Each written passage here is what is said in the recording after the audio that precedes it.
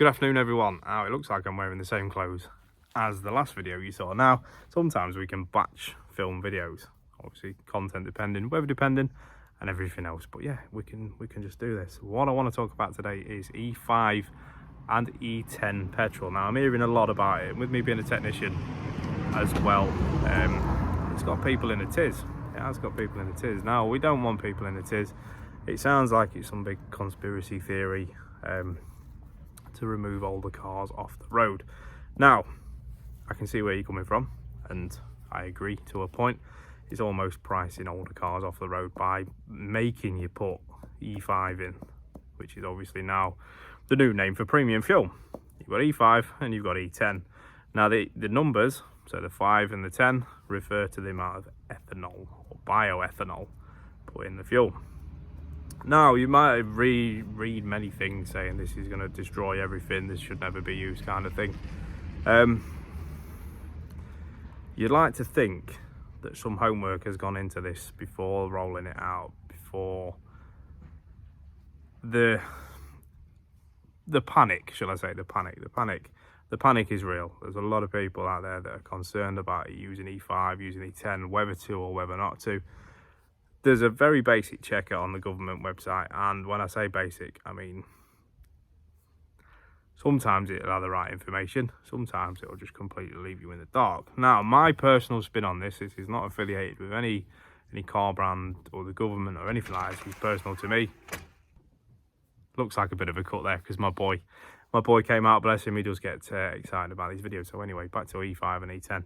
It is the content of bioethanol in the fuel. Got people in a bit of a panic. Now don't panic. Whatever you do, don't panic. It just might mean some of you have got to pay a little bit more for your petrol. Prices aren't great at the minute. I'm obviously not going to give you an up-to-date price because this video can be watched at any point. My spin on it is, you've got the government checker, which is horrendously basic. It gives you next to no information. Some car brands have put some extensive research into this, others haven't, and they're not quite sure themselves. So my personal spin on this, like I've already said, not affiliated with anyone, this is my opinion only. If you go on the government checker website, and I've done this on a few cars, I've done this on Skoda, because obviously I've got a Skoda and my wife's got a Skoda, so I've done this on Skoda, and Skoda are pretty confident they're all right, apart from the 1.3, the really old 1.3 MPI engine, which you only really find in the Felicias, the old Felicias, will run on E10. Again, it's always going to say, as a little disclaimer, at the bottom of this search, check the manufacturer or check the handbook. Not every car's got an handbook, and again, manufacturer might not even know. Now there's not many of these engines about, the 1.3s in particular for the Skodas, so it's barely tested. If anything, it's barely tested. So my point being is, like I say, I've checked the Skoda. I also checked a Nissan. My sister's going to buy a Nissan, and if you put the registration into the government checker, I will put the link to the government checker down at the bottom if any of you have not already found it. I did the Nissan. It was a Nissan Pixo, just a little 3-cylinder 1000cc thing, and that said that Nissan have tested all their engines and you're effectively good to go on all their engines. That's pretty cut and dry that Nissan are happy to use E10 in every one of their settings. Obviously petrol, don't be putting E10 in your diesels, it will get a little bit messy, and that, yeah, that's another story. But again, the government checker is I'm presuming they're relying on the information that they've received from the brands, which, given what we've checked so far, is pretty limited. Now, at the end of the day, if you've done the government checker, you're still not sure, you've checked with the manufacturer and they can't give you a concrete answer, stick with E5.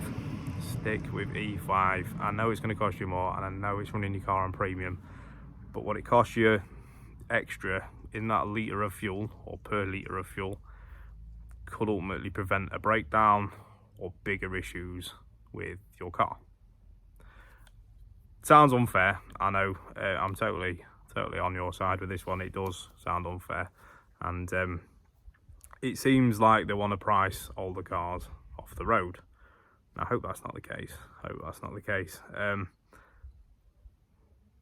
that's my spin on it anyway. Check on the government website, which the link will be down there. If you're not sure, stick to E5. Again, E5 is premium, E10 is the 10% bioethanol. Okay, so if you're not sure, stick with E5. Unfortunately, it does mean you're gonna have to pay that little bit extra, but that's my advice as a technician in Volkswagen Group now to anyone. If you try E10 by all means. If you're not sure, try it. Run your car quite low on fuel, pop a fiver in, bare minimum, see how your car goes on it. If it's not happy, just fill your tank up with E5. That's the only trial and error way of doing it.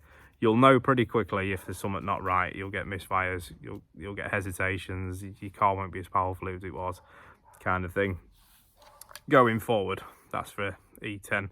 Obviously, if your car's used to running premium fuels like your VRSs, your Golf Rs, things like that, stick to the E5, the premium fuel. Nothing will change for you guys. If you run it on premium fuel, happy days. You're still paying the same, or it's still extortionate amounts for a litre of fuel, but it's the right fuel for your car.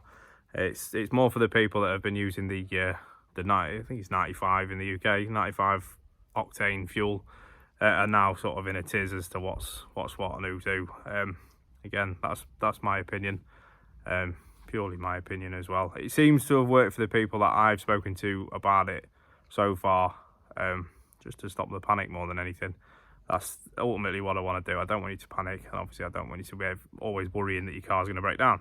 That's not what I want at all. Although broken down cars keep me in a job, also customer satisfaction, which is way higher than that, is my number one priority. So if this video helps you, happy days. If it puts you in a better mindset, happy days. Again, if there's any questions, pop them down there. I'll respond to every question, I always do.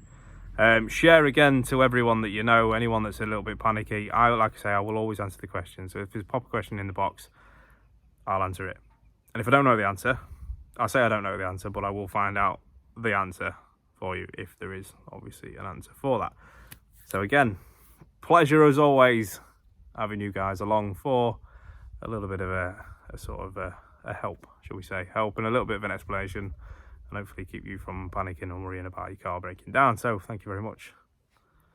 It's been wonderful talking to you, and I'll catch you again in the next one. Take care. Cheers. Bye bye.